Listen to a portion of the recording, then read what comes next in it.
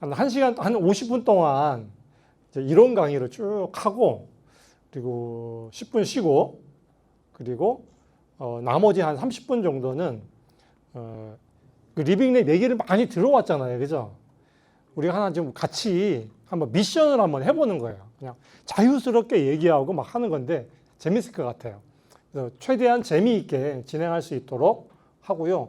조시는 분 없도록 이렇게 진행해 보도록 하겠습니다. 저는 뭐 소개해 주신 거와 같이 뭐 저런 일들을 좀 하고 있습니다.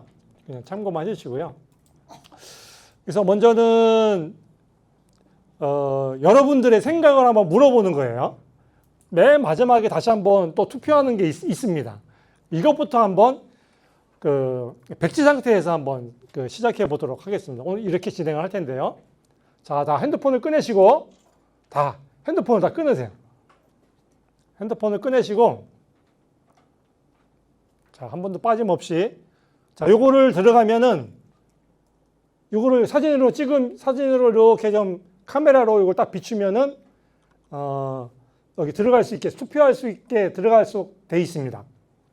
지금 보겠습니다.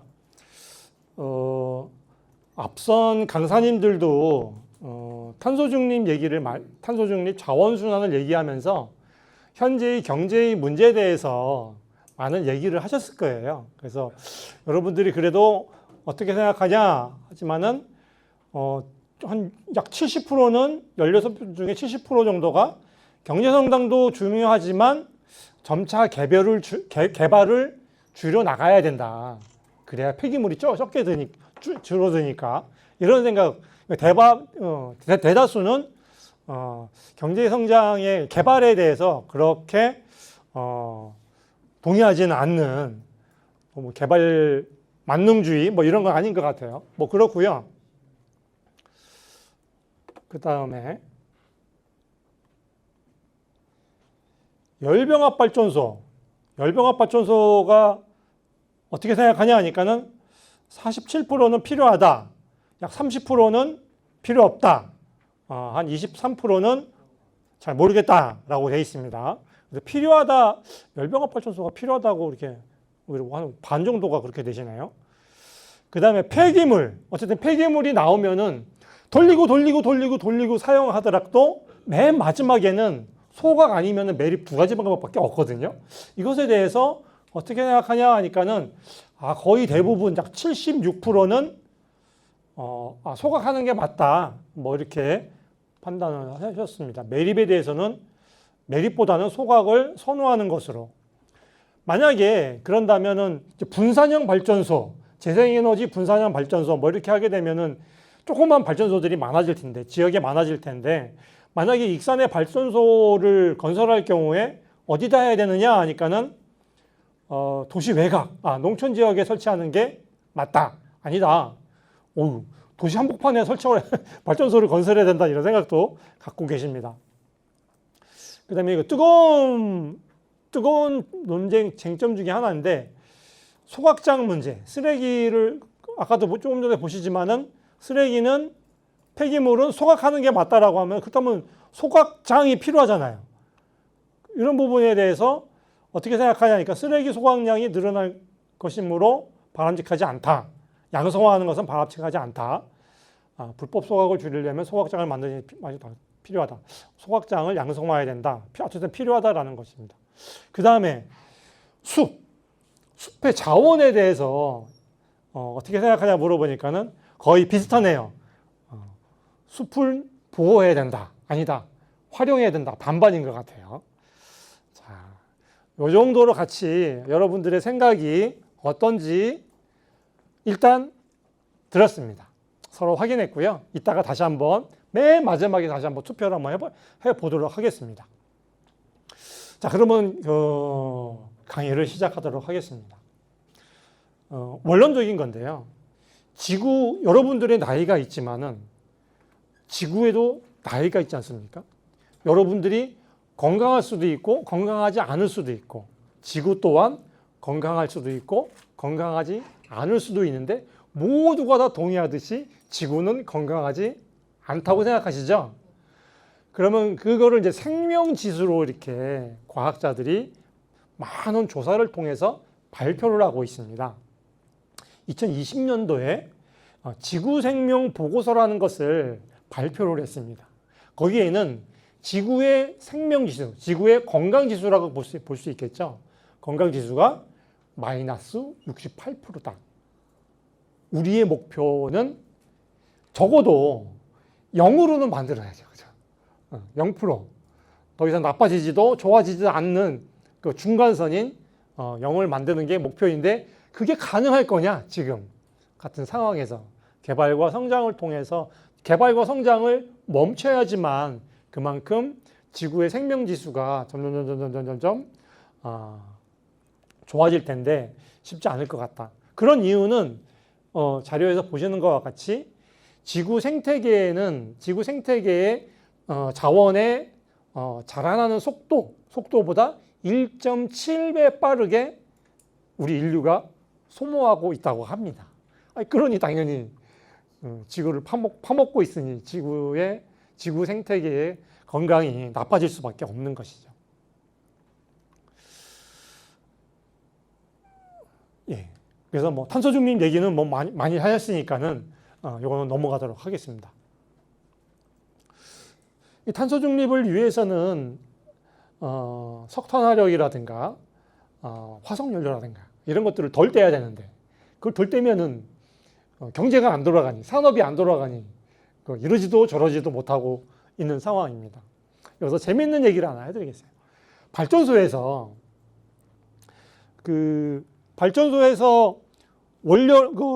석유를 수입해다가 100의 석유를 수입해다가 발전소에서 100의 석유로 발전을 해요. 발전을 하면은 실제로 우리는 얼마를 받아 쓰는가? 즉 효율이죠.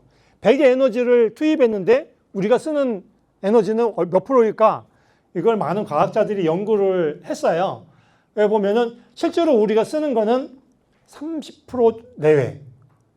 정말 깐깐한 과학자들은 5% 정도밖에 안 된다고 얘기해요. 100의 에너지로 전기를 만들어 갖고 우리가 쓰는 거는 실제로는 5% 정도밖에 안 된다. 조금 더 좀 여유 있게 이렇게 좀 분석을 해보면은 그래도 잘 잡으면 30% 정도는 쓰는 것 같다. 이렇게 얘기하고 있습니다. 그럼 나머지 70%는 어디 갔냐? 어디로 갔냐? 뭐 이게 궁금하지 않습니까? 다 손실이 있어요. 손실이 있습니다. 여기서 이제 가장 큰 손실은 열을 기계적 에너지를 전기 에너지로 이제 에너지 형태를 바꾸다 보니까는 거기서 변환 효율이 떨어지고 그 다음에 멀리 바닷가에서 만들어 갖고 도시 저 멀리 보내다 보니까는 고압 송전선을 통해서 보내다 보니까는 송전 효율이 거기서 또 떨어지고 손실이 있어 갖고 떨어지게 됩니다. 뭐 그런 거고요. 자료 조사를 하다 보니까 그래서 우리가 쓰는 전기 에너지의 효율은 그닥 좋은 편은 아니다라고 생각할 수 있겠습니다. 사실 가장 큰 손실은 이 자료에는 나와 있지 않지만은 열 손실입니다. 열 손실이 약 한 40% 정도. 이게 뭐냐면은 바닷가 뭐 원전이든 화력발전소든 다 바닷가에 있잖아요. 바닷가에서 석탄을 막 떼어요. 그걸로 스팀을 만들어 갖고 큰 보일러에서 스팀을 만들어 갖고 그걸로 터빈을 돌려요. 그 터빈을 돌리면서 식혀줘야 돼요. 안 그러면 기계가 오래 못 가니까 물로 막 식혀줍니다. 그래서 뜨뜻한 물이 바닷물로 막 새어나가는 거죠. 그 열 손실이 약 40% 정도 이상이 됩니다. 거기서 열 손실이 많이 셉니다. 자, 아무튼 그렇고요. 익산시의 발전소 현황을 보니까 태양광 발전소가 작년 4월 달까지 조사를 해보니까요. 4,984개가 익산시에는 태양광 발전소가 허가가 나 있더라고요. 발전을 하고 있고 594메가와트 용량이고 열병합 발전소가 있네요. 두 군데가 21메가와트짜리이고 그 다음에 RDF 전용 열병합 발전소 폐기물로 만든 목재 폐기물로 만든 열병합 돌린 연료를 쓰는 열병합 발전소가 산업단지에 이렇게 있고요. 신재생 익산시 신재생자원센터에도 폐기물 소각장으로 거기서도 열병합 발전을 조금 하네요. 뭐 이런 형태가 이렇게 이해하시면 될 것 같습니다. 자, 이거 복잡한데요. 우리가 에너지원이 있습니다. 뭐 석탄이 있고 원자력, 수력, 신재생, 천연가스, 석유. 석유가 가장 많은 에너지를 만드네요. 그죠? 그 다음에 석탄으로 하고 그걸로 발전도 하게 되고 직접 사용하기도 하고요. 석유로 쭉 해서 그건 대부분 산업에서 쓰거나 수송 부분에서 자동차 연료로 거의 대부분 이렇게 쓰고 있습니다. 천연가스도 마찬가지고 천연가스도 도시가스로 쭉 공급하고 있고 일부는 LNG 발전으로 이렇게 좀 하고 있습니다. 원자력, 수력, 신재생에너지는 쭉 보면은 발전을 하고 뭐 쭉 해서 직접 사용하기도 하고 발전을 하기도 합니다. 특히 원자력은 다 발전을 하게 되죠. 수력과 신재생에너지는 바로 직접적으로 사용하니까 산업하고 건물에서 이게 바로 중국에 거치지 않고 바로 사용하게 됩니다.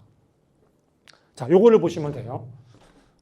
여기서 이 발전하면서 다 버려지는 열이 이만큼이다 라는 것이죠. 상당히 많죠. 그래서 저 열을 어떻게 잡느냐, 재활용하느냐가 에너지 부분에서는 매우 중요하다고 생각하시면 될 것 같습니다. 그 다음에 폐기물인데요. 참 많이 나옵니다. 그래서 전국의 폐기물 처리해나니까 나중에 여러분들이 자료를 보시면 되고요. 조금 이제 폐기물 발생량이 줄어들고는 있어요. 참 다행스러운 생각이고 이것은 아무래도 국가 차원의 탄소 중립 정책과 관련된 연관이 있다고 보여집니다. 문제는 썩지 않는 플라스틱이 문제인 것 같아요. 그죠? 다 아실 테지만 플라스틱 배출량은 안타깝게도 일상생활하고 너무 밀접해서 플라스틱 제품이 뭐 거의 대다수이다 보니까는 그 플라스틱 배출량은 줄지가 않는다는 사실. 그 중에서도 우리나라의 플라스틱 배출량, 사용량, 배출량이 어마무시하죠. 이거 맨 끝에 게 우리나라 거예요. OECD 중에서 1인당 플라스틱 배출량입니다. 우리나라의 플라스틱 문제가 세계적으로 굉장히 이슈인 거고 우리나라에서 플라스틱을 얼마만큼 재사용하고 재활용하고 하느냐 이것이 굉장히 중요한 이슈일 것 같습니다. 그만큼 중요하다. 우리나라에서 사용하고 배출되는 플라스틱의 대다수는 뭘까요? 여기 나와 있죠. 비닐봉투. 비닐봉투가 제일 많습니다. 오히려 다른 게 더 많을 것이라고 페트병이나 이런 게 많을 거라고 생각이 되는데 비닐봉투가 가장 많다고 합니다. 그렇다면은 익산에서 익산뿐만 아니겠죠. 전국적으로도 저 비닐봉투를 저거는 개인에게 맡겨서는 안 되고 비닐봉투 사용을 규제하지 않으면은 저 양은 못 잡을 것 같아요. 그래서 비닐봉투 사용 플라스틱의 문제는 우리 사람들의 생활 패턴, 소비 패턴의 문제가 아니라 제도적인 문제가 훨씬 더 중요하다고 생각합니다. 자, 아무튼 그렇습니다. 이런 익산에도 굉장히 다양한 자원순환의 사례들이 찾아보니까 쭉 나오더라고요. 그래서 오늘은 제가 충남에서 왔고 그렇기 때문에 충남의 사례를 중심으로 충남에서는 저렇게도 하는구나라는 것들을 설명을 드리도록 하겠습니다. 충남의 자원 재활용 사례는 농업 부분, 축산 부분, 해양 부분, 그리고 도시 폐기물을 슬기롭게 재활용하는 사례들이 있습니다. 그리고 시군구별로 시민들과 함께하는 제로 웨이스트 사업이 또 있고요. 또 때에 따라서는 저걸로 좀 자원순환으로 좀 일자리도 만들고 수익도 만들어내는 그런 사례도 있습니다. 그걸 한번 말씀을 드리도록 하겠습니다. 먼저 충남 지역의 생활계 플라스틱 재활용률은 그리 그닥 이렇게 좋은 성적이 아닙니다. 거의 꼴찌입니다. 꼴찌고요. 그런데 플라스틱을 어떻게 처리하느냐? 거의 대부분 소각으로 수거된 것 중에 절반 이상이 소각으로 처리하고 있습니다. 자원이 되지 않고 버려지고 있다. 이렇게 보시면 될 것 같습니다.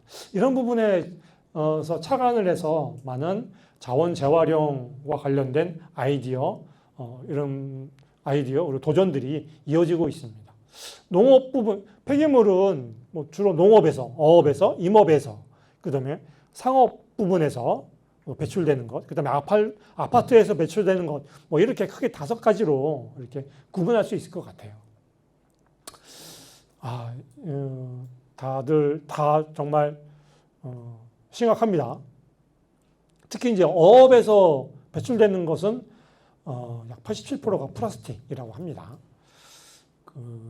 임업 부분, 산림에서는 미이용 산림 바이오매스가 좀 이렇게 나와 있고, 산림 바이오매스는 재활용률은 약 87%, 굉장히 높습니다.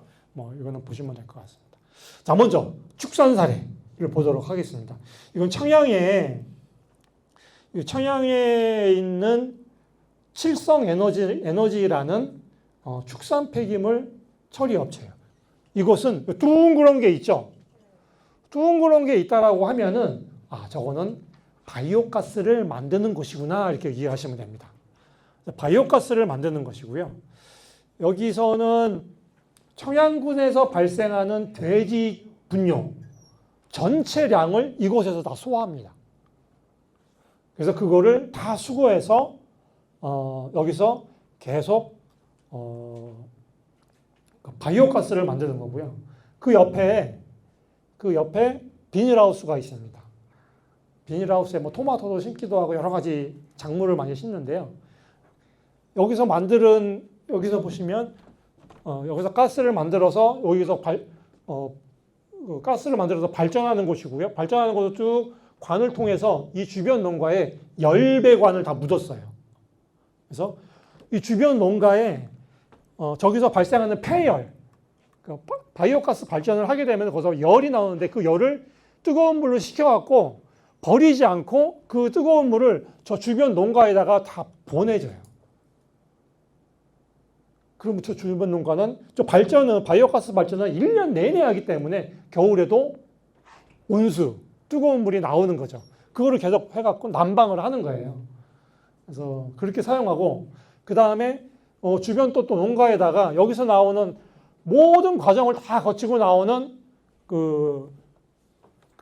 액비라고 하죠. 액비를 여기서 부숙해갖고 퇴비화 시켜갖고 또 주변 농가에다 다 나눠줍니다. 공짜로. 저게 이제 지금은 너무 수요가 많아갖고 모자란다고 하더라고요. 그만큼 되어 있고요. 열을 공급해 주는 거는 다 공짜. 이 칠성에너지라는 곳은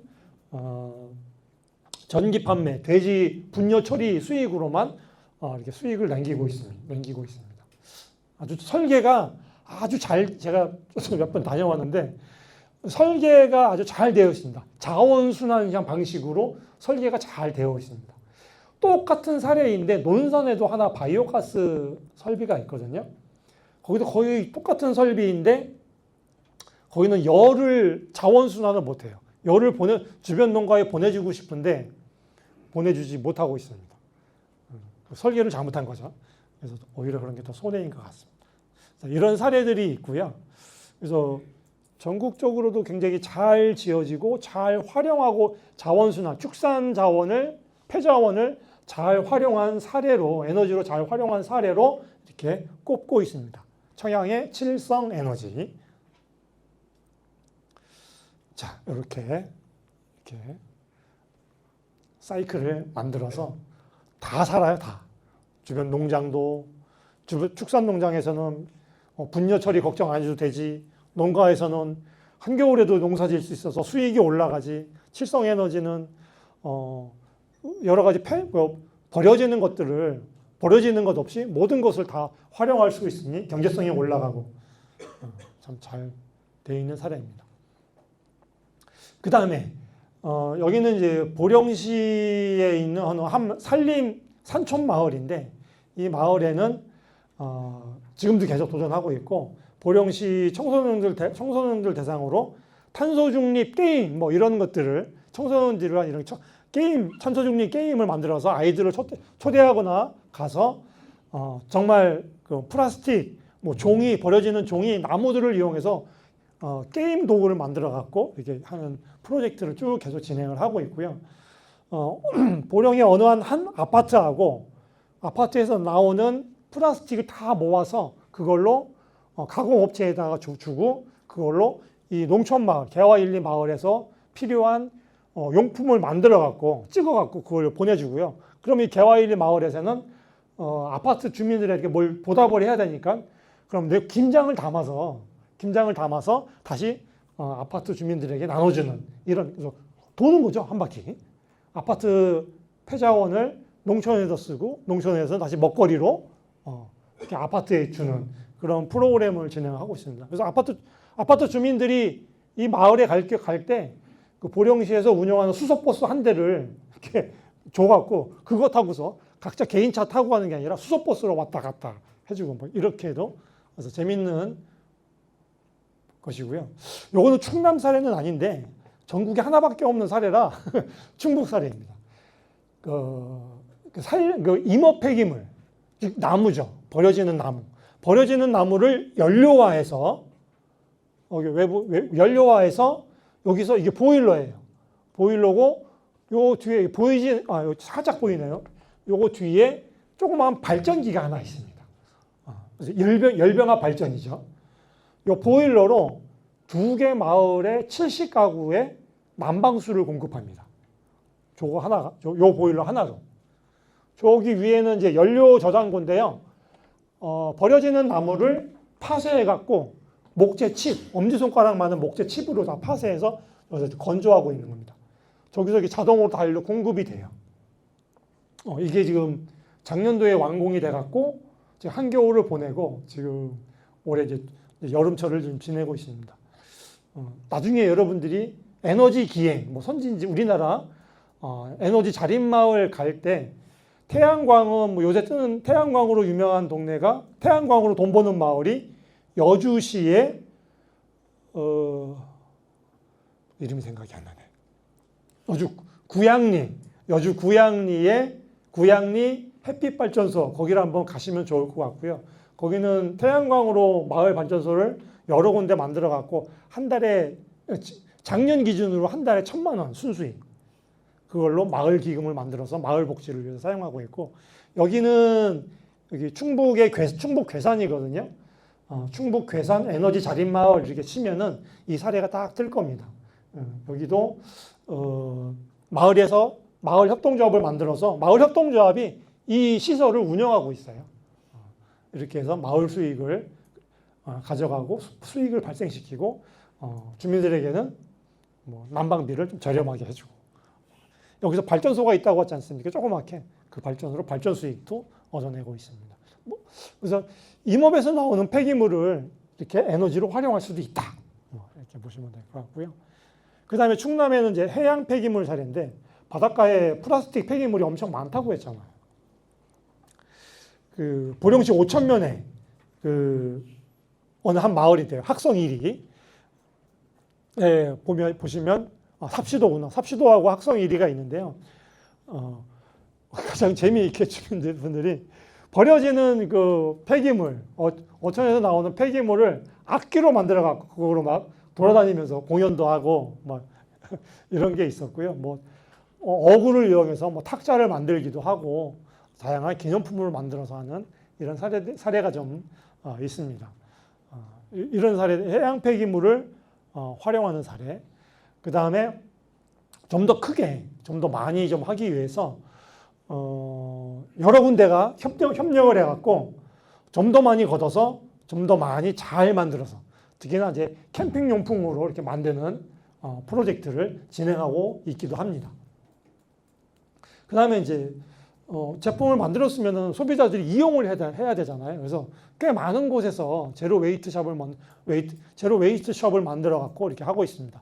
천안에는 2군데가 있는데 뭐 꼬꼬 가게, 뭐 푸른별 상점, 그다음에 아산시에는 뭐 후후, 뭐 놀다 가게라는 뭐 그래서 이런 제로 웨이스트 샵이 있고요. 그다음에 당진에는 뭐 지구 살림이라는 이름, 공주에는 탄소영, 그다음에 보령에는 지구로운이라는, 그래서 논산에는 냉이, 그래서 가깝죠. 그다음에 세종에는 뭐 민들레 살림터 이렇게가 있고, 이제 익산에도 있더라고요. 게스트 지구인이라고 여러분들도 아실 것 같아요. 이런 제로 웨이트 샵, 시민들과 함께 이런 좀 더 녹색 소비를 위해서 이런 제로 웨이트 샵이 있고요. 그 다음에 사업화 사례도 심상찮게 많습니다. 우선 이제 충남의 사례를 좀 볼 텐데요. 광덕산, 천안에 있는 광덕산 환경교육센터라는 곳은 이 플라스틱을 어떻게 자원화할 거냐, 문제는 그걸 깨끗이 씻어갖고 부셔야 되거든요. 플레이크로 만드는 건데요. 그래서 두더지 방앗간이라고 이렇게 해서 그 사업을 진행을 하고 있습니다. 당연히 시민교육도 진행을 하고 있고요. 그 다음에 이제 천안에 이제 젊은 여성분들이 창업을 한 사례인데요. 코끼리 별꽃이라는 이러한 사업체를 만들어서 업사이클 관련 환경교육, 그 다음에 업사이클링 놀이터 만들기, 그 다음에 제품을 만들어서 이렇게 판매를 하고 있습니다. 나중에 궁금하시면 들어가시고요. 클로 키퍼스라는 곳은 이제 남성들 청년 기업인데요. 사업장은 보령에 있습니다. 그래서 마찬가지로 유사한 사업들을 이렇게 쭉 진행을 하고 있습니다. 그 다음에 좀 특이한 그 폐자원 활용 업체인데 주식회사 오르비스라고 있습니다. 이거는 이제 바닷가에 버려진 뭐 돌, 특히 이제 유리병들이겠죠. 굉장히 각양각색의 유리병들이 있는데 그거를 다 걷어갖고 수집해갖고 이렇게 보석으로 만드는 작업을 사업화해서 수익을 내고 있습니다. 매출이 얼마인지는 정확히 모르겠습니다. 어쨌든 장사를 하고 있다. 가공을 해서. 그 다음에 K팩이라는 곳인데요. 친환경 농산물을 판매하는 이런 그 업체들 같은 경우에는 포장지 문제 때문에 골머리를 앓고 있습니다. 비닐을 안 쓰고 싶은데 식품안전법상 비닐을 안 쓰면 또 허가가 안 되고 막 이러다 보니까 어쩔 수 없이 비닐을 쓰는 현실이거든요. 그런 문제에 착안을 해갖고 이게 천안에 있는 회사예요. K팩이라는 회사인데 종이로만 포장을 해서 제품 허가를 받을 수 있도록 이렇게 개발을 했습니다. 그래서 근데 저도 한번 여기 궁금해갖고 방문을 해봤었는데 여기도 이제 이슈가 있어요. 쟁점이. 이 비닐은 싸잖아요. 싼데 이 종이 포장지를 많이 보급을 해야 되는데 이 비용 문제 때문에 판로가 그렇게 많지 않다는 것이 가장 핵심인 거고요.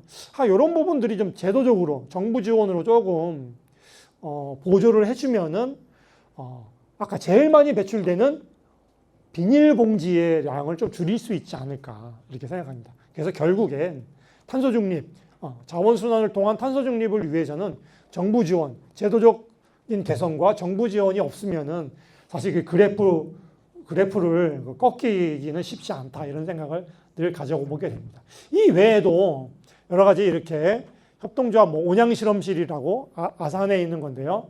여러 가지 시민들과 함께 할 수 있는 프로그램을 사업화해서 찾아다니는 교육들, 체험 교육들을 진행을 하고 있습니다. 함께 그린 협동조합 또 있고요. 아름숲 협동조합, 이건 당진에 있는 거고, 아산에 있는 충남 세활형 협동조합, 이런 걸 만들어서 다양한 실험들을 하고 있습니다.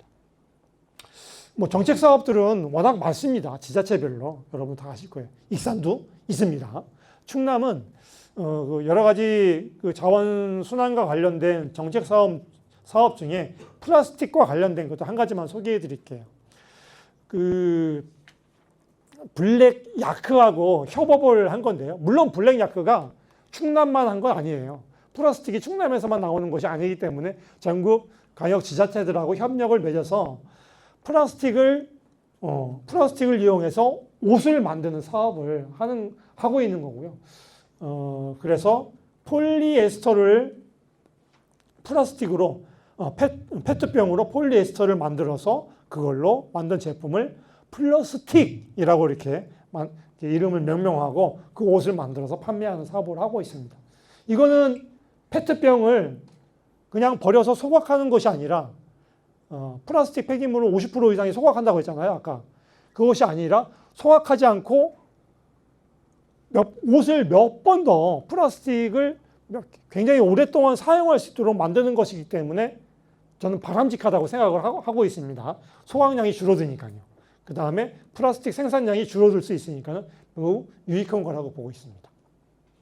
그 다음에 적정 기술입니다. 이게 뭘까요? 사진 왼쪽 네모난 거 손으로 들고 있는 거 뭘까요? 벽돌 같은데. 블록이죠, 그죠? 뭐로 만든 걸까요? 종이입니다. 페이퍼 크리트, 뭐 콘크리트를 하지 않고 페이퍼로 만든 벽돌이라 해갖고 페이퍼 크리트입니다. 저도 한 10년 전에 엄청 만들어 봤어요.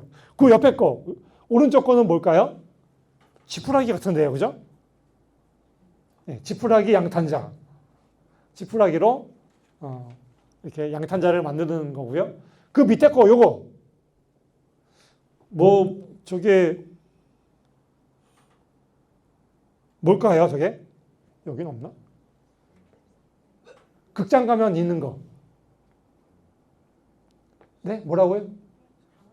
맞습니다. 극장 가면 익산에 극장 있잖아요, 그죠? 익산에 극장 가야만 벽에 다 저걸로 되어 있습니다. 옛날에는 불에 타는 거 뭐 이런 것 때문에 그게 다 다중시설에는 다 금지됐어요. 화학 제품. 그래서 다 천연 제품으로 다 바꿨고요. 우리나라에 있는 모든 극장은 다 저걸로 다 되어 있습니다. 물론 색깔이 다른 걸로 색칠해 있잖아요. 저 나무입니다. 나무를 칼국수처럼 막 긁어갖고 그걸로 거기에다 천연 재료로 막 섞어갖고 압축한 거예요. 나무? 나무면 불에 타면 불에 타지 않나? 연기되고 하지 않나? 생각할 텐데. 나무는 불에 탑니다. 저거 불에 탑니다. 근데 플라스틱 제품보다는 불타는 시간이 매우 현저하게, 불이 붙는 시간이 매우 길어요. 그래서 안전하게 대피할 수 있습니다. 유독가스를 배출하는 것도 훨씬 적고요. 요거는 뭐 다담이라고 일명 아실 텐데, 볏짚을 압축시켜갖고 생태 건축에 활용하는 이런 사례들이 있었고요. 물론 다 충남에서 그런 실험을 해봤습니다. 설명이 시간이 다 돼가는데요. 요거는 여러 가지 다양한 생활 제품을 만드는 거예요. 저기 벽체도 만들고 그릇을 주로 만들죠. 전등 가스로 만들고. 이게 뭐냐면은 버섯으로 만드는 생활용품이에요. 버섯으로 만들 수 있습니다. 시간이 많이 걸려서 그렇죠. 버섯은 어느 틀을 만들어 놓고 거기에 버섯을 키워서 이게 성장하게 하면은 딱 다 꽉 차면은 더 이상 성장을 멈춥니다. 그래서 이렇게 되고요. 여기 유럽의 그 유기농 매장 같은 경우에는 버섯 그릇으로 이렇게 제품을 포장을 해서 야채를 사가지고 집에 가서 야채 먹고 그 버섯 그릇은 집 앞 텃밭에다가 그냥 버리는 이런 게 되어 있습니다. 버섯으로도 이렇게 친환경 건축 벽체로도 이렇게 활용하는 사례입니다. 이거는 이제 왼쪽 사진은 한 10년이 넘은 사진이에요. 이게 제 기억으로는 순창인데 순창에서 제일 유명한 통닭집에 가서 폐식용유를 얻어갖고 그걸로 화학 반응을 일으켜서 디젤을 만들어서 자동차에 넣고 타고 다니는 그런 실험들을 했었고요. 오른쪽 거는 천연 페인트, 소금으로 만드는 소금 페인트, 그다음에 석회로 만드는 석회 페인트, 굉장히 종류가 많습니다. 그다음에 우유로 만드는 우유 페인트 종류가 많이 있고요. 이게 천연 페인트의 세계도 혹시 궁금해하시는 분이 계시면은 천연 페인트 이렇게 치시면은 관련된 자료를 많이 얻으실 수 있을 거예요. 자, 이렇게 5분이 됐고요. 요거 다음 시간에 진행하는 것으로 하고요. 지금까지 설명드린 것 중에 혹시 더 궁금한 거 있으면은 말씀해 주십시오.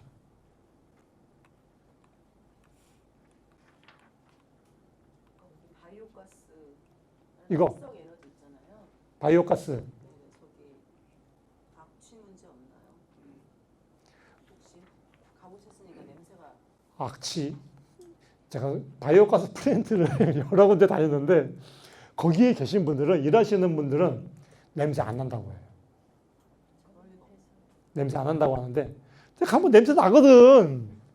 냄새 나요. 그러니까 암모니아 가스가 암모니아가 주로 이제 냄새의 원인인데 나는데 그 전만큼은 많이 안 나요. 많이 안 난다고 해요. 이 청양 말고 충남에는 대표하는 바이오가스 플랜트가 홍성의 원천마을이라고 있는데 시간이 많았으면 거기도 소개할 텐데 원천마을 같은 경우에는 그 바이오가스 농장, 성우농장이라는 그 업체에서 마을 곳곳에다가 암모니아 가스 측정기를 달아놨어요. 실제로 그 악취 문제가 얼마나 심각한지를 계속 측정하려고. 그래서 그게 계속 처리하는 방식에 따라서 계속 이렇게 줄어들고 있다고 이렇게 합니다. 그래서 냄새는 주로 저기압일 때, 흐린 날 주로 이제 마을 주변에 냄새가 납니다. 그것과 관련돼서 돼 있는데 홍성군에 있는 원천마을 사례는 제가 한 3년 동안 뭐 프로젝트를 진행하고 주민들하고 같이 만나고 막 자주 했는데 냄새 나요. 근데 주민들 직접 의견을 들어보면은 처음에 바이오가스 플랜트 했던 때보다는 완전히 줄어들었다. 나기는 난다. 안 날 수는 없다. 이렇게 볼 수 있습니다. 물론 완벽하게 안 날 수 있지만 다 돈입니다. 그렇게까지 투자하기는 어렵습니다. 또 좋은 질문 있습니다.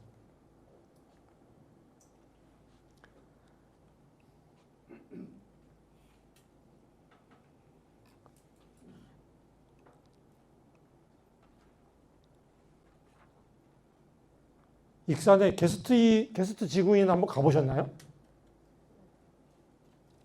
가보셨어요? 청년들이 운영하는 곳인가요?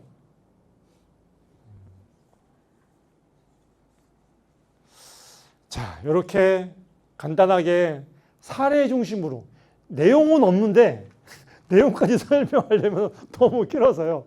오늘은 내용을 설명하는 일이 아니니까 이런 사례들이 있다. 저도 이제 여기 오기 전에 익산의 사례를 몇 가지를 쭉 찾아봤어요. 찾아봤는데 뭐 오늘 익산 사례를 소개하는 것은 좀 너무 건너는 짓인 것 같아요. 일부러 소개를 안 해드렸습니다. 여러분들이 더 잘하실 것 같아서요. 그렇게 이해하시고 마치고 55분까지 쉬고 그 다음 프로그램을 진행하는 것으로 하겠습니다. 3년 전서부터 주민들하고 이걸 할 거냐 말 거냐라는 흔히 말하는 우리가 하는 리빙랩 비슷하게 이렇게 여기 이 마을에서 진행했어요. 주민교육하고 쉽지 않거든요. 여기는 집단 난방이거든요. 개별 난방, 지금은 이제 개별 난방 안 하고 다 이걸로 난방을 하고 있어요. 그래서 우리나라가 다 지금 개별 난방이잖아요. 개별 난방 문화에 익숙해 있다가 이 집단 난방으로 바뀌는 것에 저게 좋은 거냐, 나쁜 거냐, 뭐 괜찮냐, 어쩌냐, 뭐 이런 게 굉장히 쟁점이 많았죠. 굉장히 많았다가 어쨌든 주민교육 통해서 필요한 거다. 그리고 그 다음에 마을에 쭉 얘기 들어보니까 마을에 도움이 되는 것 같아요. 수익 더 좋은 것 같아.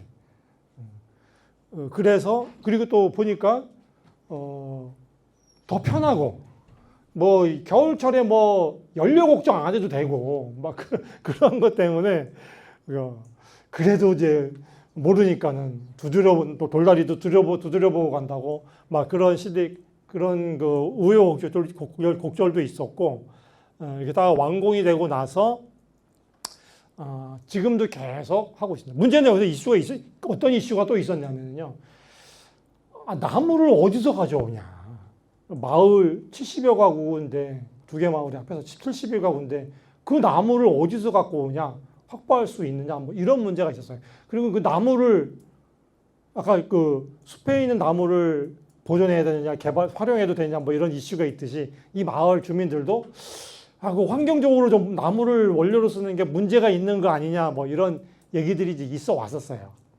그런지만 그런 문제도 다 넘어서고 하면서 산에 버려지는 나무를 생나무를 잘라다가 잘 자라는 나무를 잘라다가 쓰는 게 아니라 버려지는 나무들을 주로 활용한다라는 이렇게 하다 보니까는 그런 이제 환경적 저항감도 좀 이제 떨어지게 되었었고요.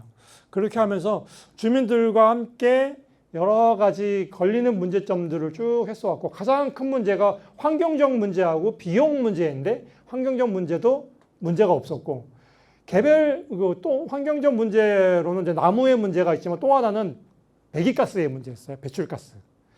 집집마다 조그만 소형 설비로 조그만 기계들로 다 온실가스 배출하고 있는데 그 다 없애버리고 정말로 좋은 시설 여기는 배출가스에 굉장히 엄격하게 제어하는 그 환경 정화 장치도 있거든요. 그러다 보니까는 이걸로 하나로 하는 게 훨씬 더 그 마을 차원에서 배출가스량이 훨씬 줄어들게 됩니다. 뭐 이런 문제를 이제 넘어서게 되고 비용적인 문제는 산림청에서 지원비가 있었어요. 그래서 다행히 마을에 돈 걷어서는 못하죠. 그래서 산림청에서 시범 사업으로 전국에 4군데 시범 사업을 했는데 2군데는 시도하다가 그냥 포기했고 완주가 하나 하고 그다음에 괴산이 하나 이렇게 해서 괴산만 지금 성공적으로 지금 잘 가동이 되고 있습니다. 그래서 비용적인 문제라든가 환경적인 문제도 아주 슬기롭게 극복한 사례다 이렇게 보시면 될 것 같아요.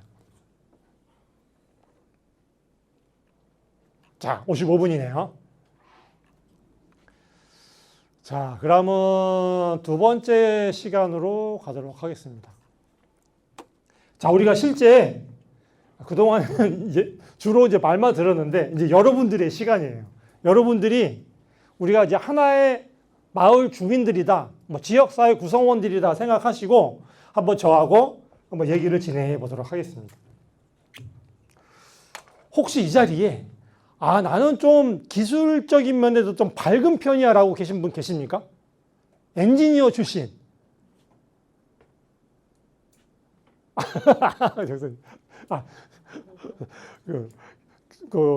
전문가 한 분 계시고,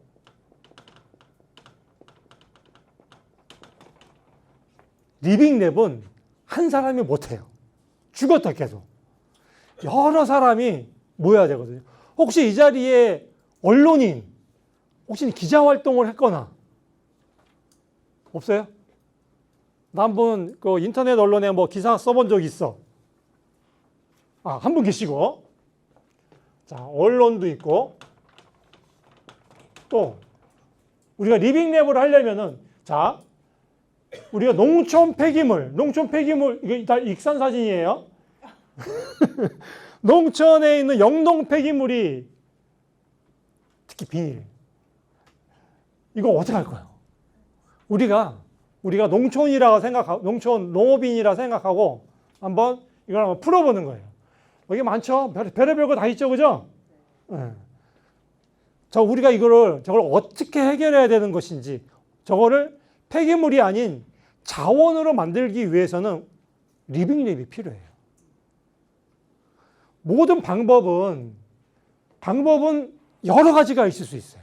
문제는 이 마을, 이 지역 사회에서 합의하는 거예요. 가장 좋은 방법이 무엇인지. 방법이 여러 개 있는데 그 중에서도 가장 기술적으로도 주민 수용성으로도 그렇고 가장 좋은 방법이 무엇인지를 찾아내는 거고 그거에 대해서 우리가 합의하는 거예요. 합의가 안 될 수 있어요. 왜? 생각이 서로 틀리거든요. 다 조금씩 다 틀리거든.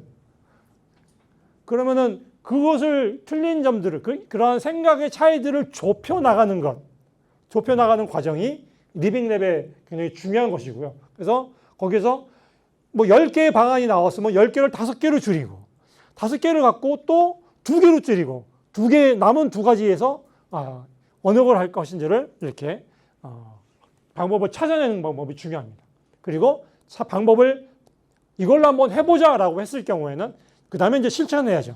실천을 하려면은 공감대도 형성해야 되지. 이거 마을 주민만 해결하는 게 아니라 여러 가지 전문가들도 모아 같이 해갖고 가장 좋은 그 기술적 방법론을 찾아야 되는 거고, 그래야 되는 겁니다. 시간도 필요하고, 돈도 필요하고, 뭐 그런 실천을 해보는 거고, 해보니까는 이리저리 틀릴 수도 있어요. 아, 이렇게 생각했었는데, 아, 이거는 좀 아닌 것 같다. 그래서 좀 바꿔야 되겠다 해서 수정하는 작업도 거치는 거고요. 수정하고 나면은 더 크게 한번 해야 되겠죠. 그래서 리빙랩은 사실은 1년짜리 리빙랩은 의미가 없습니다. 실험만 하고 끝나는 거예요. 근데 대부분 전국 지자체의 리빙랩 사업은 일반적인 보조사업처럼 돈 주고 1년 안에 끝내고 성과 끝내는 거로 이렇게 대부분 설계가 되어 있거든요. 상당히 좀 잘못되어 있다고 보고 있고요. 그 익산에서 리빙랩을 설계할 때 적어도 3년은 해야 돼요. 이렇게 실험해보고 수정하고 다시 한번 좀 더 크게 할 수 있는. 그래서 그렇게 좀 리빙랩 설계가 매우 중요하다. 일반적인 지원 사업, 보조 사업처럼 하면은 리빙랩은 망한다. 이렇게 생각을 하고 있습니다. 자 이게 보이십니다. 우리가 우리 동네에 리빙랩을 하려면은 우리 동네의 현황을 알아야 돼요. 어디 사세요? 어디 사세요? 뭐 익산에 뭐 무슨 동? 네. 부성동이요. 부성동. 익산의 부성동이 만약에 농촌이라고 하면은, 가정을 한다고 하면은, 부성동에서 발생하는, 영농 폐기물의 총량을 알아야 돼요. 그리고 영농 폐기물의 종류를 알아야 되고, 이런 폐기물 현황은 익산시의 자료가 다 있어요. 알아야 돼요. 그 중에서 모든 폐기물 전체를 우리가 다 자원화할 수는 없는 거잖아요. 우리가 할 수 있는 역량을 따져야 되고, 우리가 마련할 수 있는 돈의 양도 따져야 되고, 함께 할 수 있는 주체들의 양도 여러 가지를 현실의 문제를 생각해서, 이 중에서 요거 정도는 우리가 한번 해볼 수 있겠다라는 것들을 뽑아내야 되는 거죠. 즉, 실태 파악을 해서 그중 분석을 해갖고 요거는 도전해 볼 만하다. 리빙랩으로 해볼 수 있을 만하다는 것들을 뽑아내는 것이죠. 그런 다음에 이해관계자는 많죠. 저 리빙랩, 쓰레기 문제를 해결하기 위해서는 전문가도 있어야 되지, 언론도 있어야 되지, 기술자도 있어야 되지, 또 관련 전문 기업도 있어야 되지, 당연히 뭐 당사자인 주민 내지는 시민도 있어야 되고, 또 교육도 해야 되니까는 뭐 이런 시민사회 단체도 있어야 되고, 많이 필요하죠. 이게 다 있어야 됩니다. 언론이 왜 필요하냐? 이 리빙랩은 혼자만의 실험이 아니거든요. 익산시를 대표해서 익산시의 문제를 실험하는 곳이에요. 그게 리빙랩이거든요. 그렇기 때문에 이거는 보다 많은 사람들이 저기서 저런 실험을 하고 있다. 저런 의미 있는 가치 있는 이런 실험들을 하고 있다는 것들을 주변의 사람들이 알아야 돼요. 그래서 응원을 받고 지지받고 공감대를 형성을 해야 돼요. 그러려면은 언론이 반드시 필요합니다. 네. 똘똘한 기자님 잘 꼬셔갖고 이런 프로젝트에 같이 함께 해야 되는 거죠. 그리고 이게 기술이 없으면은 이거 안 되거든요. 기술자들, 기술적인 자문들, 이게 쓰레기를, 비닐을 처리하는 거, 비닐을 자원화하는 방법도 기술도 굉장히 다양하게 많거든요. 그런 기술 자문을 뒤에 계시는 전문가님한테, 이거는 어떤 기술자를 불러야 되는지는 전문가가 잘 알죠, 그죠? 전문가한테 상의하면서, 전문가가, 요건 이렇게 처리하는 게, 이런 기술적인 방법을 동원하는 게 좋겠다라고 하면은 그걸 찾는 거예요. 그래서 전문가가 꼭 필요합니다. 그렇고요. 그 다음에 이제 기업이 없으면은 저걸 제품화하기 어렵잖아요. 그죠? 좀 더 많은 폐기물을 자원화하기 위해서는 관련 기술을 갖고 있는 경험이 있는, 제품화한 경험이 있는 기업을 찾는 게 매우 중요하죠. 익산에 없다? 그럼 딴 데서 불러야죠. 근데 만약에 익산에 없다라고 하면은 장기적인 가치로, 리빙랩의 가치로, 요거 봐라, 이거 잘하면 돈 될 것 같은데 창업을 한번 해볼까? 리빙랩에 그 한 꼭지를 넣을 수 있죠. 창업 목표를. 예를 들어 그렇습니다. 기업이 있고요. 당연히 주민들하고 계속 교육을 해 나가야 되는 거고요. 이렇게 지역사회의 역량들을 모아서 이렇게 해서 공감대를 형성하고 방법론을 찾고 2년간 또는 적어도 2년간 좀 3년 정도 이렇게 해봐야 제대로 된 리빙랩이 되지 않을까. 리빙랩은 한 번에 성공하지 못해요. 물론 그런 경우도 있지만은 실패하는 사업이 리빙랩입니다. 실패해서 이렇게 하면 안 되는구나. 이런 방법이 더 좋겠다라는 것을 찾아내는 게 리빙랩이랍니다.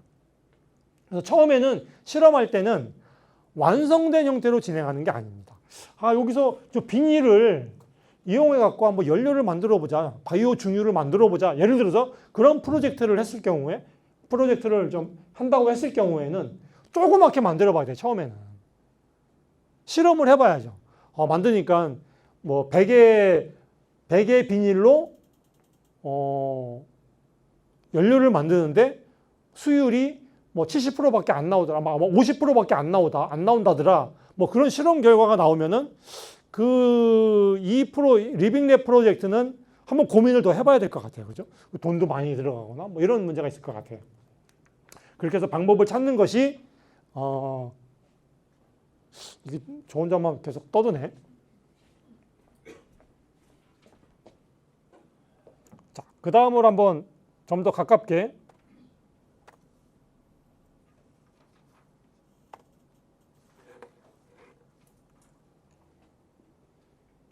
자, 요거 한번 해볼까요? 한번 의견을 주세요. 요것도 익산입니다.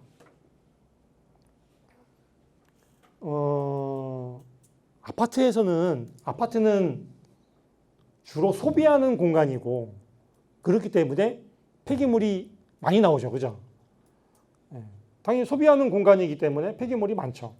그래서 아파트는 이렇게 아파트 지역하고 도시에는 아파트하고 이렇게 주택 밀집 지역이 이렇게 있는데 이렇게 종량제 봉수로 나오기도 하고 아파트의 경우는 분리수거가 잘 체계화되어 있어요. 그죠? 수거율은 좋아요. 수거율. 이렇게 수거하면 뭐해? 이거의 페트병의 반 이상은 다 소각하는데.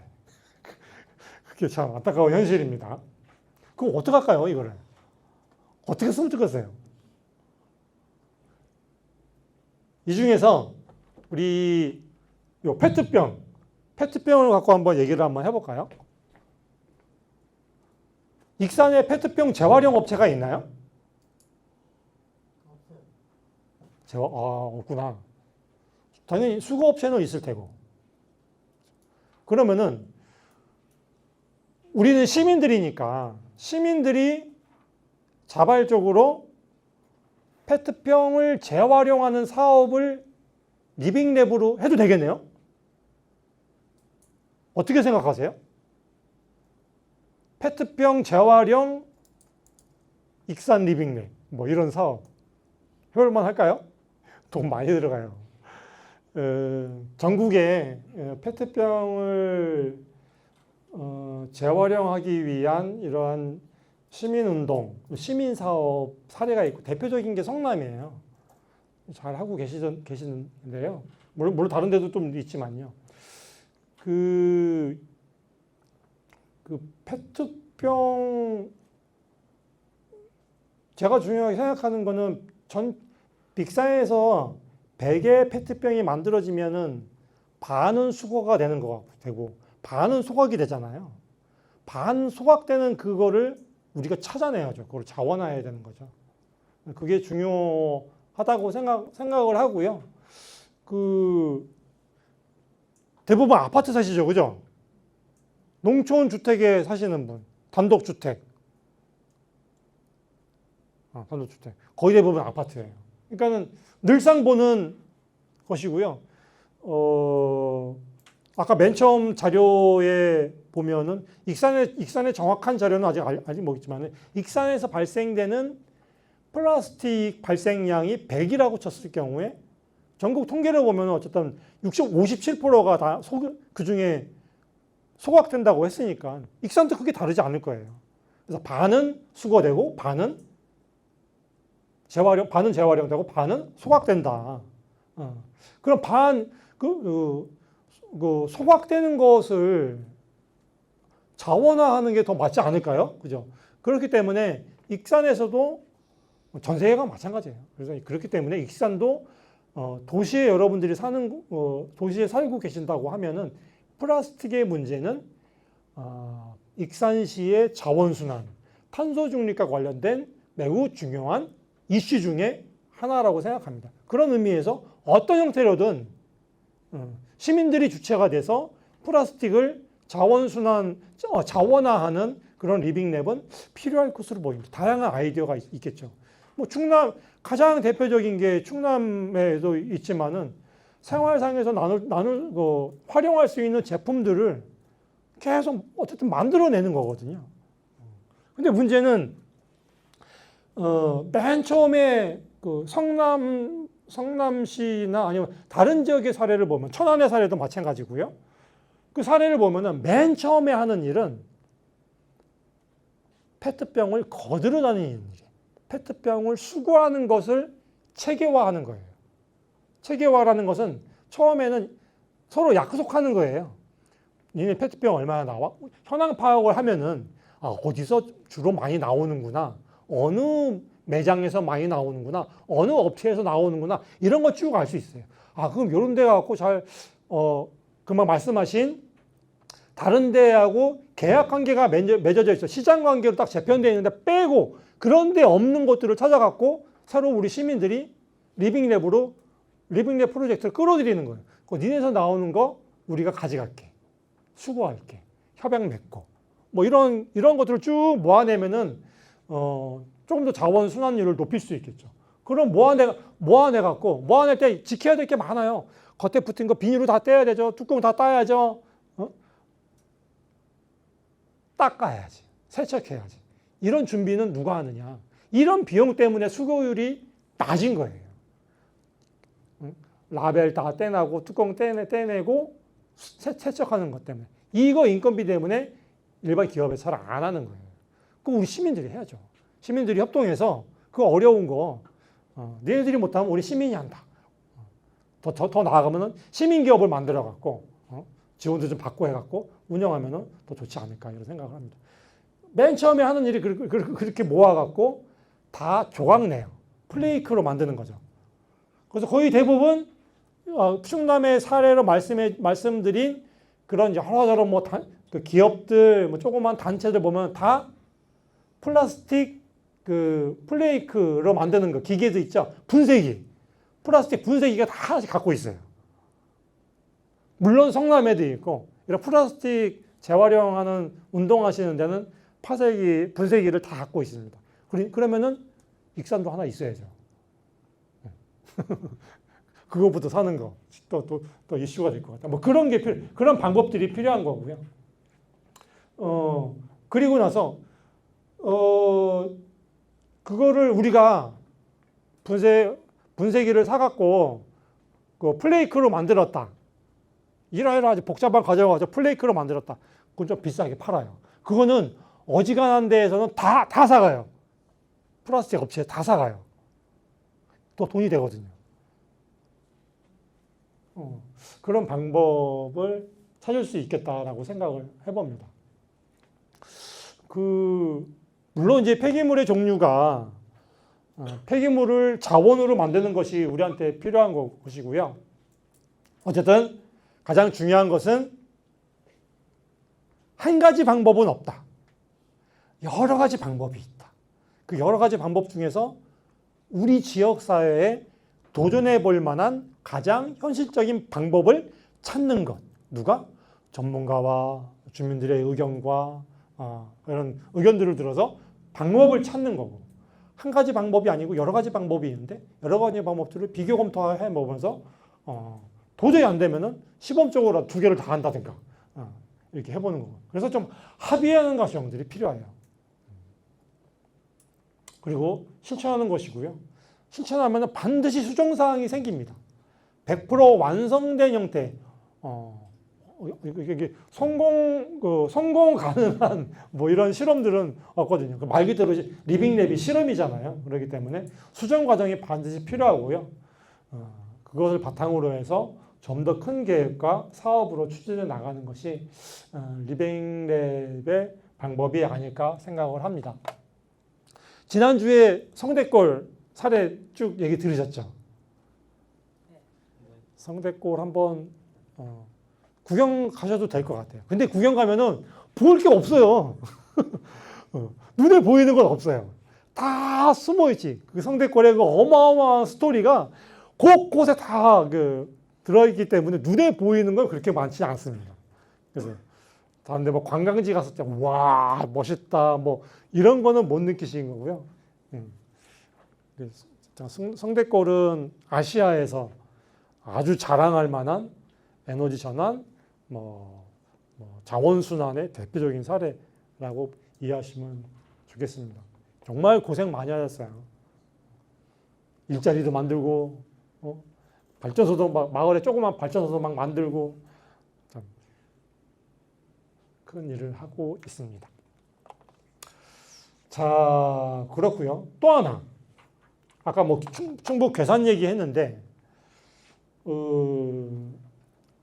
원래는 시간이 더 되면은 숲에 있는 나무를 주제로 한번 얘기를 해보고 싶었어요. 아까 맨 처음에 설문조사에서는 나무는 그래도 좀 산에 있는 나무는 활용해야 된다라는 의견들이 많으신 것 같아요. 어떤 지역 가면은 나무는 숲에 있는 나무는 건드리면 안 돼. 이게 근본주의자. 물론 여기에도 숲의 나무는 보호해야 된다. 저도 숲은 보호해야 한다고 생각하고 있습니다. 이게 굉장히 이슈가 많아요. 그런데 이걸 한번 얘기를 해볼게요. 우리나라의 숲의 면적, 우리나라 국토의 숲의 면적은 70%. 네, 70% 조금 안 됩니다. 67%인가 이렇게 돼요. 이렇게 되고. 우리나라 숲에서 나오는 매년 숲에서 나오는 버려지는 나무는 1년에 몇 톤일까요? 매년 숲에서 버려지는 나무의 발생량 몇 톤? 그건 잘 모르겠어요. 그냥 찍어서. 찍지도 못하겠어요. 매년 작년도 기준이면 2023년도 작년도 기준 아직 안 나왔고요. 2023년도가 최신 기준인데 150.9톤, 150.9만 톤, 약 150만 톤. 2022년에는 220만 톤. 조금 하는데 조금씩 늘어나고 있어요. 이거는 공식 용어인데요. 미이용 산림 바이오매스. 사용되지 않는 산에서 나오는 목재 자원. 그걸 미이용 산림 바이오매스라고 이렇게 용어하거든요. 그게 지금 최근 자료로는 1년에 150만 톤. 그러면 이게 얼마나 많은지 모르겠죠. 20톤 덤프트럭. 150만 톤을 원래 20톤 덤프트럭이라 또 20톤을 다 실는 게 아니라 10톤밖에 못 실잖아요. 나무도 부피가 있어갖고 10톤밖에 못 부시는데, 덤프트럭으로 25만 대. 25만 대. 1년에 그만큼이 산에서 버려지는 나무가 이렇게 나오는 거예요. 어떻게 어떤 나무들이 버려지는 건가요? 그니까요. 그건 좀 네. 제가 만든 자료가 아니고 우리나라 산림청에서 만든 산림과학원에서 계속 분석해갖고 측정해갖고 만든 자료입니다. 솎아내는 나무도 있을 것이고 불이 나가지고 이렇게 제거해야 될 맞아요. 그런 나무 다 포함된 거예요. 그런 것들 그 외에 또 어떤 것들이 그럴까 또 이렇게 산사태 쪽이 제일 많지 않을까요? 그렇죠. 산사태, 태풍, 번개, 숯가꾸기에서 솎아내는 거, 이런 거 다 합해갖고 1년에 150만 톤 조금씩 계속 늘어난다고 해요. 이거를 2분 남았네. 숲은 매년 3%씩 성장을 해요. 그러니까 100m 되는 가로 세로 100m 되는 면적에 1헥타르죠. 여기에 100개의 나무가 있으면은 1년에 그냥 놔두면은 1년에 103그루가 돼요. 쉽게 표현하면은. 숲은 3%씩 성장한다는 거죠. 그래서 우리가 숲에 있는 나무를 활용할 때 자원으로 쓸 때는 숲의 베개에서 몇 프로를 써야 된다? 3% 이하로 써야 돼요. 3% 이상 쓰면은 숲은 조금씩 망가지는 거예요. 그런데 우리나라는 그거를 사용을 못 해갖고 버려지는 나무가 너무 많아요. 그래서 산불이 많이 나기도 하고 봄에 좀 속가지고 우리나라가 좀 일본이나 이런처럼 산이 좀 이렇게 좀 평평하고 하면은 할 텐데 우리나라는 막 산이 다 이렇잖아요. 그러니까 임도 작업도 이걸 내기가 어려워서 그런 것 같아요. 그래서 산림에 투자를 많이를 해야 되는데 안타깝게 우리나라는 산림청이 정부 부처 중에 굉장히 조그만 부처예요. 돈도 없고 뭐 이런 데라서 뭐 환경부나 농식품부처럼 뭐 시범 사업이 뭐 굉장히 많거나 이러지 않아 갖고 이렇게 그런 사례가 있습니다. 아무튼 숲의 문제는 굉장히 중요한 문제인 것 같아요. 그래서 저는 뭐 제 소신이 100년 숲을 만들어야 돼. 100살짜리 숲으로 우리나라 산림을 만들어야 되는데 우리나라 산림의 나이는 이제 40살 정도밖에 안 돼요. 그러니까는 나무들이 작죠. 나무들이 굵지 않으니까는 써먹을 데가 별로 없어요. 집을 짓기도 어렵고 관리를 안 해갖고 다 뭐 이렇고 하다 보니 뭐 그런 문제가 있습니다. 그래서 산림에 버려지는 나무를 우리나라는 잘 활용하는 것이 산림 부분, 임업 부분 목재 폐기물을 활용을 해서 탄소 중립하는데 매우 중요한 방법 중에 하나다라고 이렇게 이해해 주십시오. 자, 이렇게 한번 얘기를 해보고요. 이제 끝날 시간이 다 돼가는데 다시 한번 투표를 하겠습니다. 한 번 더 해주세요. 이게 첫 번째. 경제 성장에 대해서는 뭐 크게 다르지 않네요. 그죠? 그리고 열병합 발전소와 관련돼서는 처음에는 필요하다라는 게 이제 47%인데 60%로 이렇게 늘어났습니다. 열병합 발전 그렇고 그 다음에 폐기물 처리 소각이냐 매립이냐라고 한 건데 소각이 또 늘었네요. 소각을 해야 된다. 이것도 이슈가 많아요. 그냥 단순하게 그냥 물어본 거라요. 답변이 정확한 건 아닙니다. 발전소 도시에다 해야 되느냐 농촌에다 해야 되느냐 여전히 도시네. 크게 뭐 차이는 없고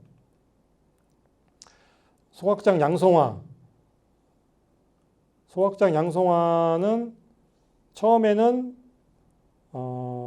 소각장이 필요하다라고 한 건데 줄어들었어요. 소각장 양성화하는 거는 그렇게 바람직하지 않다는 비율이 좀 줄어들었습니다. 자, 그다음에 숲의 목재를 자원화하는 것, 자원화하는 것에 대해서 긍정적인 게 좀 많았어요. 그런데 더 늘었네. 예, 뭐 그렇습니다. 자, 여기서 좀 더 요 6가지 질문에 대해서 숲의 목재를 자원화하는 것, 쓰레기 문제, 쓰레기가 소각장 하는 것, 그 중에서도 소각장이든 발전소든 도시냐 아니면 농촌이냐 그 위치가 굉장히 입지가 중요한데 도시 외곽에다 해야 된다. 뭐 이게 좀 쟁점일 것 같아요. 자, 여기서 한번 물을게요. 뭐 의견을 말씀해 주세요.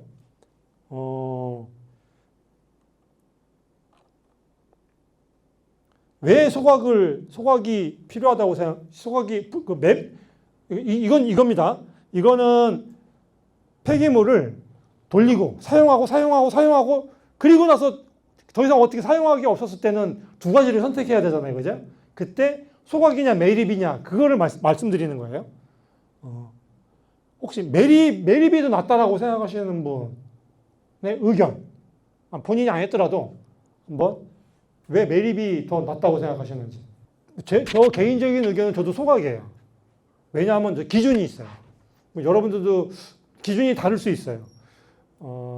매립을 하려면 땅 밑에다가 묻는 거잖아요. 땅 기술적으로 저는 매립으로 기술적인 문제하고 비용적인 문제 두 가지 때문에 저는 소각을 더 선호를 해요. 매립을 하는데 비용이 더 많이 든다는 거. 그리고 매립은 토목공사로 아주 견고한 토목공사가 필요한데 대부분 그렇게 안 하죠. 그냥 막 그러잖아요. 그래서 환경적으로도 비용적으로도 매립이 더 많이 크고 영향도 더 많이 크다.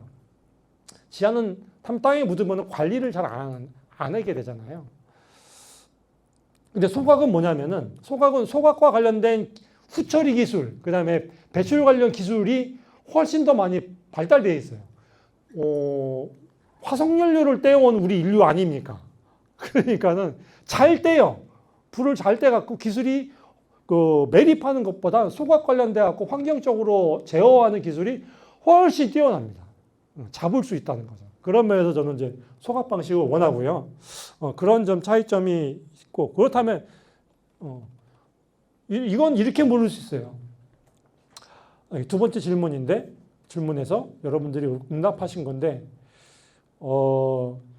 발전소나 열병합 발전소로 얘기를 해봅시다.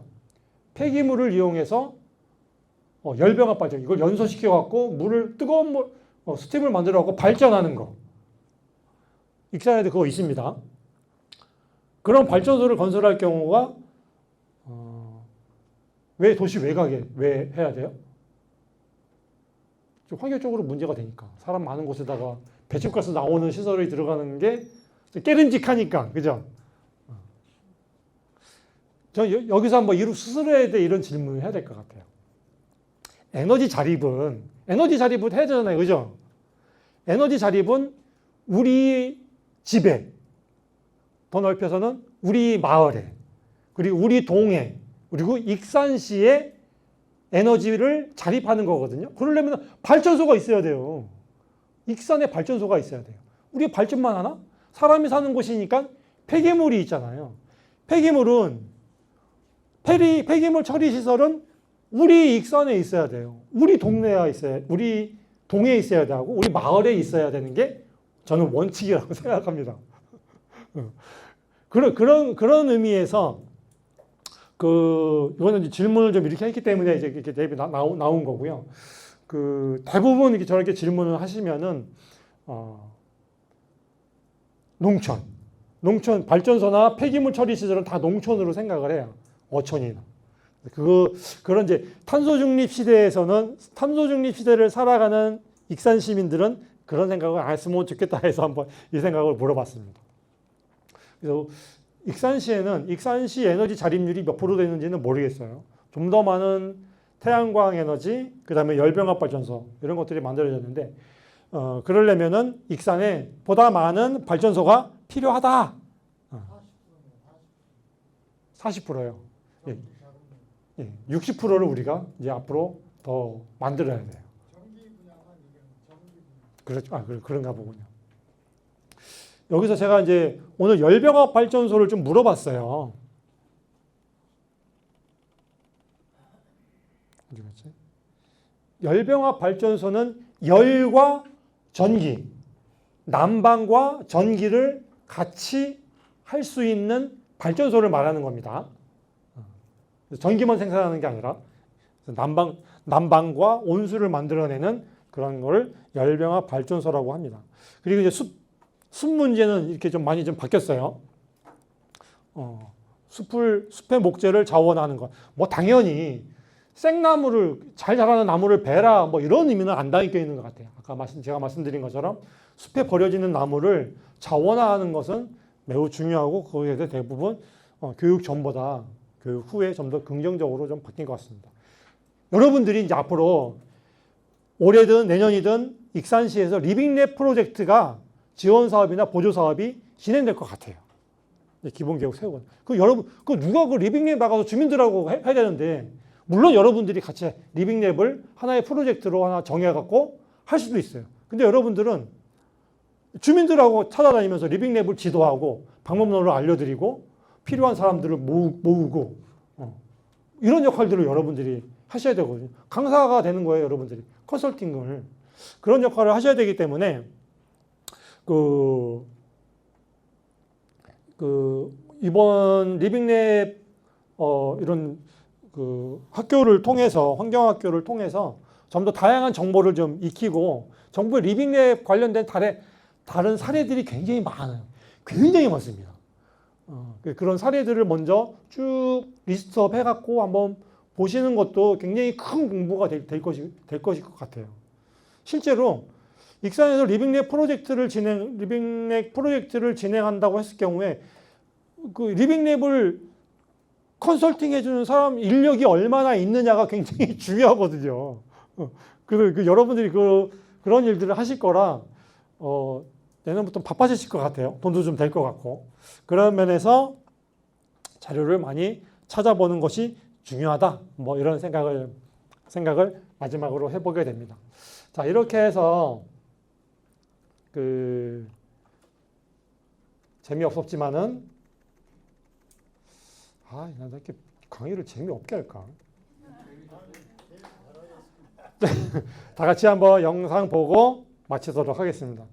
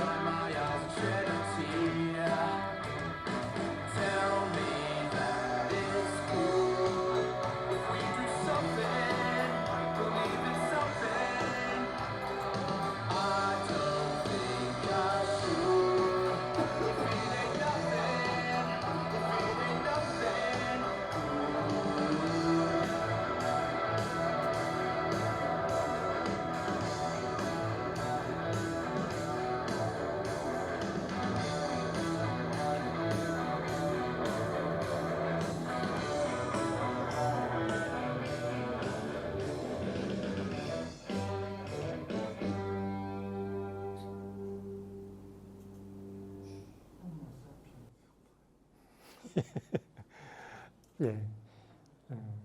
입장 바꿔놓고 생각해보는 애니메이션이었습니다.